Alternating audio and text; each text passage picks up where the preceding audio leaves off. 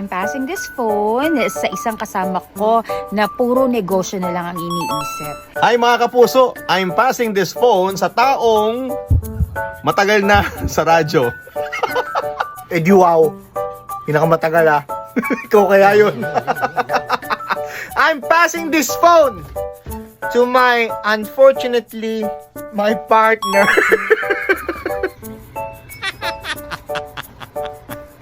Oh, Bet, sa'yo na. Papa Carlo, I miss you, Papa Carlo. At ngayon naman, I'm passing this phone doon sa maraming nagkakagusto. Lalong-lalo na sa social media. Maraming bumubulabog sa kanya. Oh, sa'yo na yan. Aloha mga person! I'm passing this phone sa isang tao na mahilig sa problema.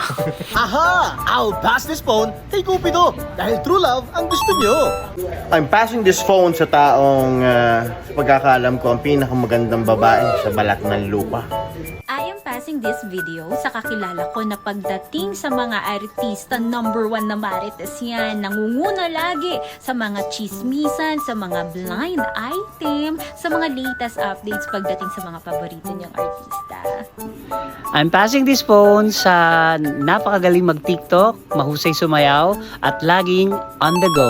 I'm passing this phone to the ultimate breadwinner ng barangay. Hindi na ka natutulog to eh. Salamat to the very versatile Papa Ding and shout out sa lahat ng mga breadwinner. Now, I'm passing the phone sa isang breadwinner din. Breadwinner sa kanyang very lovable na Shih Tzu. Walang iba kundi ang squad leader ng barangay. Maraming salamat Papa JT, ang taong mahilig manggulat sa kanyang nanay. And so, pinapasa ko din naman itong phone na to sa isang taong maski maraming ginagawa sa buhay, busy, may time pa rin sa kanyang family. Hi! Mama Emma here.